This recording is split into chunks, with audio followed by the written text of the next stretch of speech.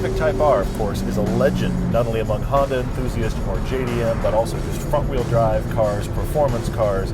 It is a storied name. We love the Civic Type-R. We declared the 10th generation to be one of our favorite front-wheel drive cars ever built. But since the release of that car, Honda's accolades have kind of been stolen.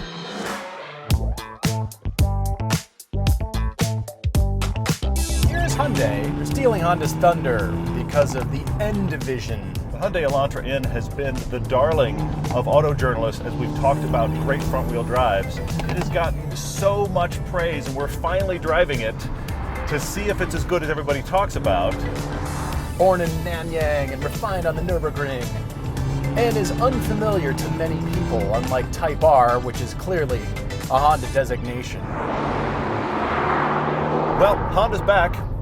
Built on the 11th generation Civic, which we like quite a bit, we have this, the brand new Type-R. Here we have two amazing front-wheel drive cars from two very different companies at different price points on one amazing road, and much to discuss. Great cars, great roads, and all the reasons we love to drive. Road trips, comparisons, test drives, and podcasts. This is Everyday Driver.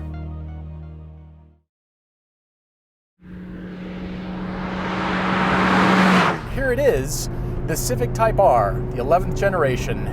I'm smiling already. The power on this car is astounding. Both of these cars have 2-liter engines. They're inline 4s, they're turbocharged. The Civic Type-R makes 315 horsepower and 310 pound-feet of torque, which is, of course, more than the last generation. And that turbo is ready. It's ready anytime to present power very easily to you with a smile. Actually, that's not true. This car's kind of serious. It's not smiling, but it is very happy to deliver it. It's just quick responding and just ready to blast through the RPM. You don't need to be able to go faster than this. You can, but you don't need to. This has a lot of speed and a lot of power. And keep in mind that this engine makes more power than the first generation supercar Honda produced, the NSX. You get into it and you think, okay, there's the power, and then it decks you. This car does pipe in sound because, frankly, the engine doesn't sound good. I mean, it sounds like a kitchen appliance or maybe a vacuum. Pick your metaphor, because it doesn't sound like a really cool car. And I don't care. You roll onto the throttle through a corner and it's God. So a decent bump above that Hyundai, even though on a back road you're not really going to notice. It's not like this is a whole category faster than the Hyundai. It isn't. It's a few tenths faster, 0 to 60. And on a road like this, you're not going to feel that much power difference. It's in the upper ranges when you really start to feel the power difference. That means track use. Because if you're drag racing this car, you're doing it wrong. That's not what this car is about. It's about throwing it in and adding power before you even thought you could. Now, the last Type-R was a lot of fun, and we drove it on back roads a lot, but it was known to have a few issues on track. Honda has taken that under advisement and completely revised the cooling on this car. This has much more cooling than the last version, which did have a tendency for heat soak. On our pilgrimage trip to Germany, we had somebody that rented a Type-R and overheated the car, and the car they were given in replacement was the i30N, so essentially the hatchback version of the Elantra N, and that car ran all day. So Honda has taken the Type-R and given it a bunch more cooling, a lot of dedicated vents for the brakes, and even more cooling for the intercooler. This car has been rethought for how it gets its air and how it gets its breathing to keep it much cooler. When we park both of these cars next to each other after a fast canyon run, the Elantra runs its fans a lot longer than the Type-R does.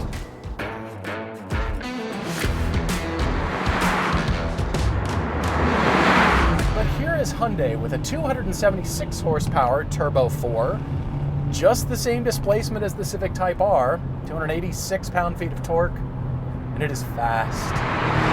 It revs more cleanly, a little bit lighter.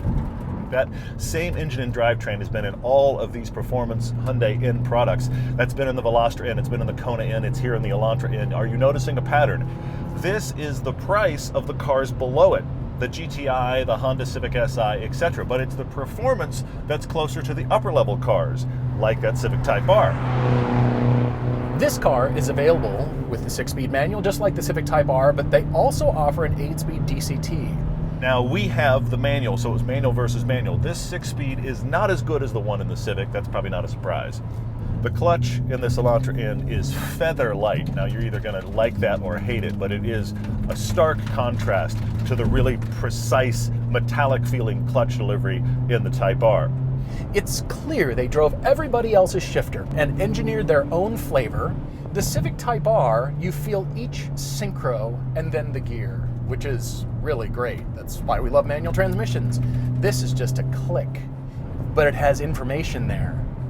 On the DCT, you get NGS, their famous N-grin shift mode. The overboost button. But here, you've still got a button on the steering wheel. What do? It becomes the rev button. It is turn your rev match on or off on this Elantra N, and so that way you can put the same steering wheel. But the key thing is the two N buttons. These are buttons you can set for your personal settings, N1 and N2. And then the exhaust.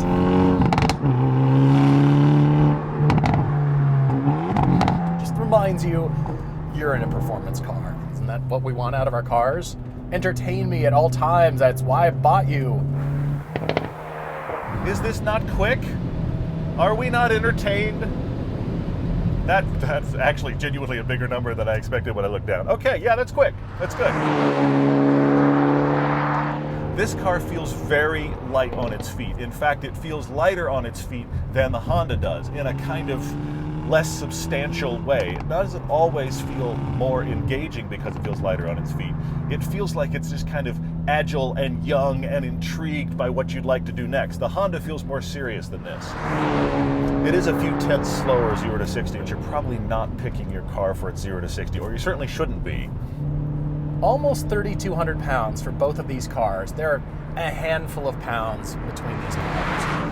And it just seems to me like because of the better warranty on the Hyundai, the knob that you turn the length of the warranty up, that means you have to turn the turbo boost pressure down to extend the warranty, get more life out of the car. I know this engine can make more power. It feels like it. When you put your foot to the floor, that's where you start to feel the difference. But this is not a slow car. It doesn't sound like a lot. There's so many hot cars out there with 400, 500, 600 or more, which is a lot. But this car moves.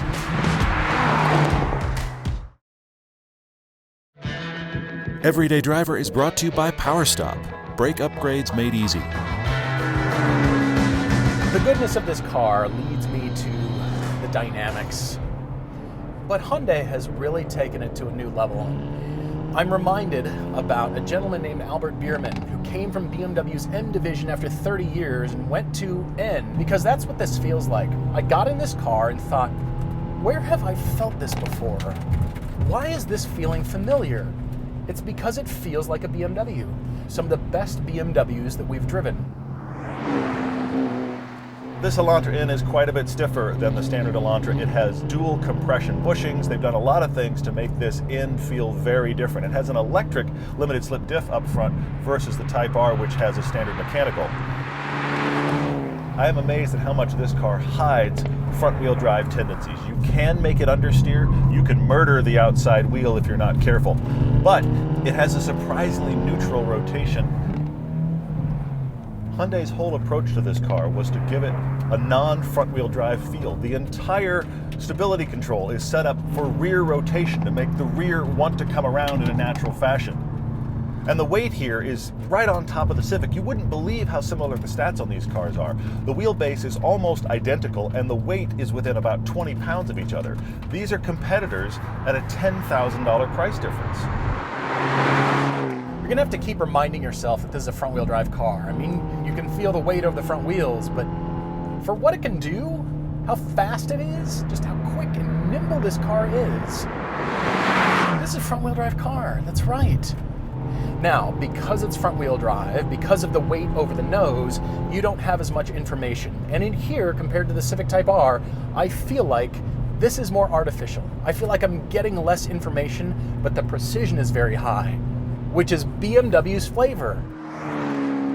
This Elantra N is just approachable when you drive it hard. It feels easy and kind of jovial. It's a very inviting car to drive quickly. But I wonder what wider tires would do for this car. If this car were running 265s like the Civic Type-R, I wonder if that would make all the difference. Look at this. You throw it into a corner. The steering rack on this is about 12-to-1. It's just over 2 turns lock to lock. Now, amazingly, that's still slower than the one in the Civic Type-R, but that makes it one of the quickest steering racks being sold right now.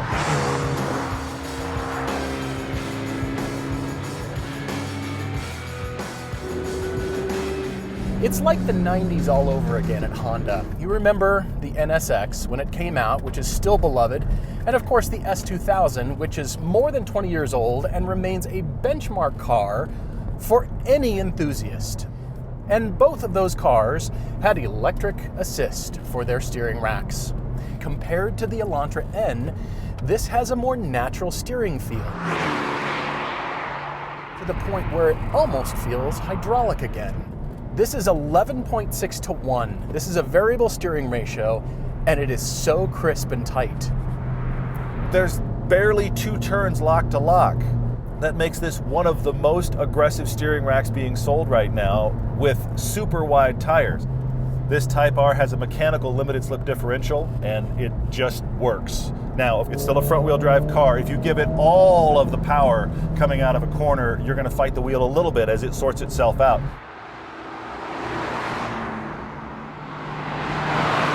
It will also salmon its way forward in a straight line when you ask for all the power. There's really no way around that in a front-wheel drive world. It's very minimal here, but the understeer is essentially non-existent. So that just means it's going to feel like you're playing your best game ever of darts. The front of the car is the heavy, sharp end, and you can think of the wing to be the feathers. You're just controlling that. You're gonna have your best day ever. Every time you get in the Civic Type-R. Yes, there's weight over the front wheels, but I feel it less in this car than I do in the Elantra N. It's astounding how well this car grips and how fast it can go and how easy you can push this car. Most of the time, this is just car going fast down road. Which wheels are being driven? Don't care.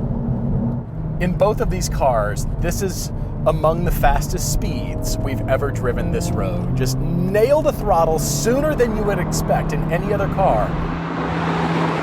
Because a rear-wheel drive at that point, you'd get the back end out, which is fun, but here you're just gone.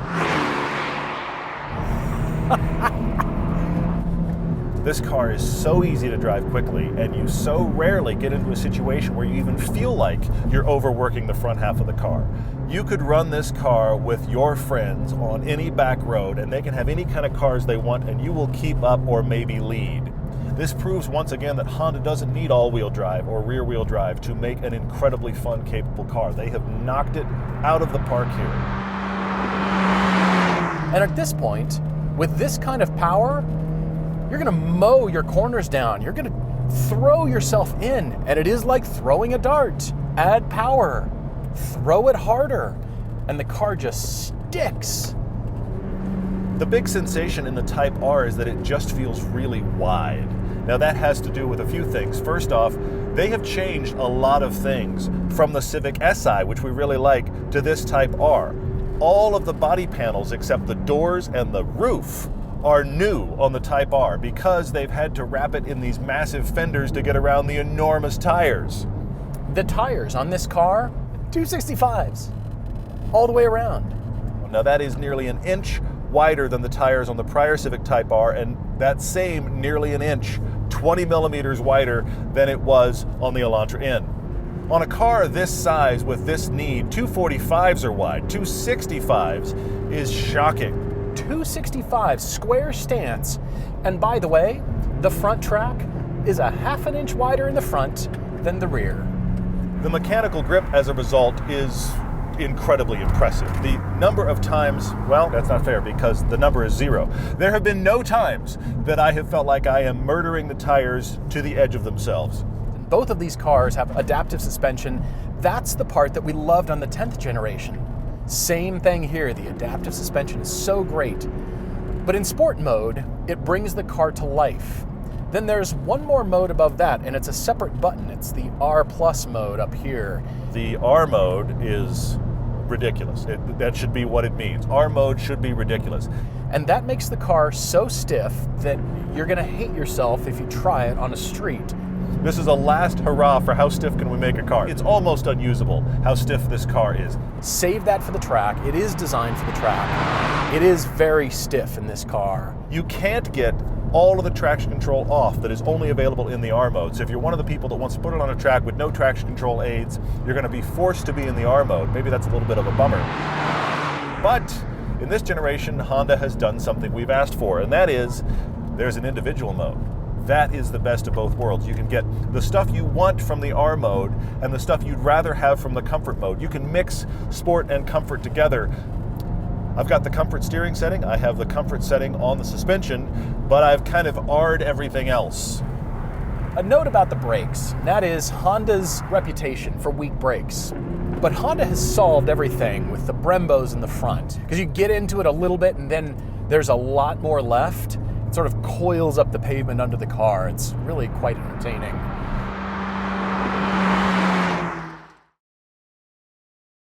Everyday Driver is brought to you by Griot's Garage. Use the code EDRIVER for 10% off your order. On the 10th generation Civic, Honda really put it out there. They went blue sky, and then the feedback was that maybe it was just a touch too much aggression. So they pulled it back, and now look at this car. It is unmistakable. From behind this car, it looks German. It has the same stance. It sits in a similar way. Sit it next to the Elantra, and there's only one car I want to look at. It's the Civic all day long. Now, I don't like it in white. I don't like cars in white. I know that is a traditional Honda color. I understand. Stop typing. I like the surfaces. I like how clean they are. I actually like that it's a hatchback. The taillights look very interesting. And by the way, that wing back there, I can't see it in my rearview mirror. Perfectly positioned now. The wing actually looks great. It just should be offered in body color. You've got a Type-R. There's no hiding the wing. Don't make it subtle. On the inside, the interior is just like any other Civic now for the 11th generation. We really like the toggles. We really like the mesh, the vents. It's very clear and clean. All of the touch points, everything you're going to interact with in this car feels very high-end. All of the buttons and knobs, everything is in a place that makes sense. It's clear, it's readable, it's easy to work with. There's nothing superfluous about the instrument panel. It is just very clean shape. It's going to last for a long time, and that is the point, because everybody's going to want one of these cars. This is not a $44,000 interior, but anytime you interact with anything, it feels nicer than the Elantra. With a lot better seats. The only gripe that I have is that they're not heated. I would love it if they were heated, because the Elantra seats are. And with the 11th generation, there's so much backseat space. It's excellent. You can put friends in this car and promptly scare them and show them what Honda's legacy is all about. My biggest issue with the Elantra N is my same issue with the Elantra in general, and that is I do not find this car attractive. There's so many interesting shapes on this car. There's so much surface development. The rear quarter panel behind the rear wheels. I don't like the wheels. The front end is very blunt. I hate the front end. It's almost cut right off. So you just see the shapes, but they all connect everywhere on the car. The front end is... The rake of the car, I like the stance, I like the proportions. Look at the body side. The side styling is interesting but not attractive. You see that beautiful sculpting, and where surfaces wash out, they end. Look at the details on this car. They're so sensitive, so thoughtful. There's a lot going on, but despite how busy it is, things really work on this car. On the other hand, you really love it or you hate it. I can't connect with how this car looks, and that's a big problem for me. The interior continues with a lot of different surfaces. It's very busy. I do like the grab handle, but it keeps it fresh, it keeps it interesting, and it's very driver focused, if you'll notice. The place where you notice a price difference is that while this looks like a flashier interior than the Civic, it's also cheaper. These seats are actually really good performance seats, and they're thin enough in the backs you actually get more rear legroom in the Elantra N than you do in the standard Elantra. These seats actually are a little more comfortable than the Type-R seats if you're not driving hard. I'll take these, but I need more lumbar support. But good news, the N lights up right between your shoulder blades. The little touches, how cool is that? The other thing going on in the Elantra at $10,000 less is you have a few more amenities in here. Guess what? Heated seats. That's exciting. You're probably not picking your performance car based on its ability to have heated seats, but if you're picking your all-in-one car, something like heated seats starts to matter.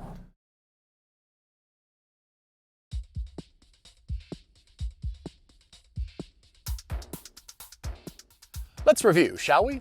The whole world wins because these cars exist. That is Front-wheel true. drive. That is true. Amazing cars to drive. Everybody gets a gold star. They're both amazing to drive. I'm so glad we compared them. They're really great. Yes. However, Okay. the Civic Type-R suffers from the 911 problem. And that is the weight of history, the weight of every car must be better, it has to be always better, and therefore more expensive. It is $10,000 more expensive, which is not just like, oh, it's a couple grand, 10 grand if you stay at MSRP.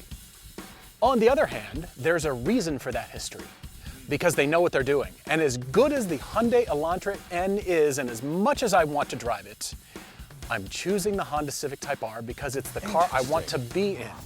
I think the Elantra N is the car everybody will buy, but the Civic Type-R is the one everybody wants.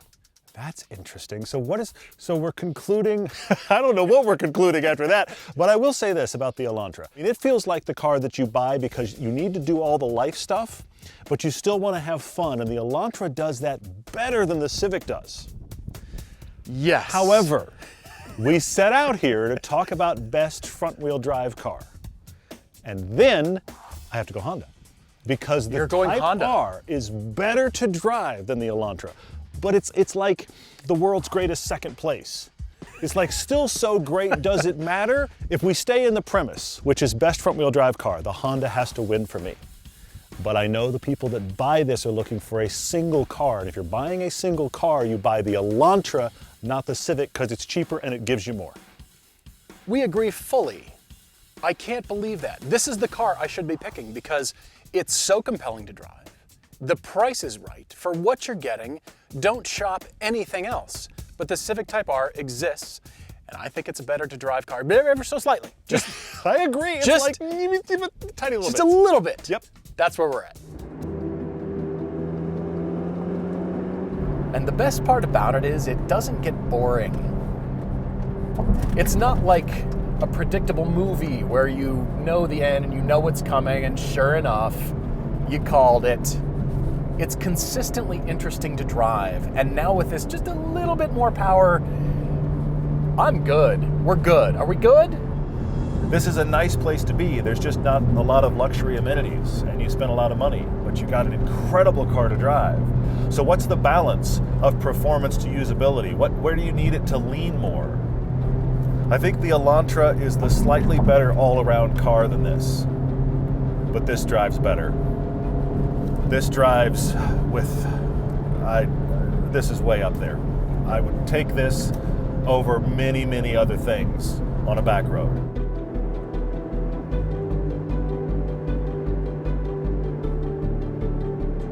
I will choose the Civic Type-R because as good as the N is, and as much as I want it, I like what the Civic Type-R does for me as a driver.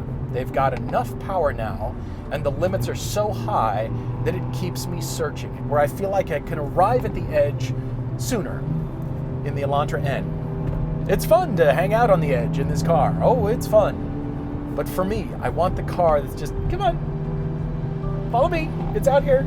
You're never gonna reach it. Come on, get it out. Here it is. I have so few negatives about this car. I just think as a driver's car, the Honda does it a little bit better. What's tough is that as an only car, a car that you have as your daily that is also fun, the Elantra is better than the Honda. So what is your balance of tolerance for how you'd like your car to deliver information and also how you'd like it to deliver luxury?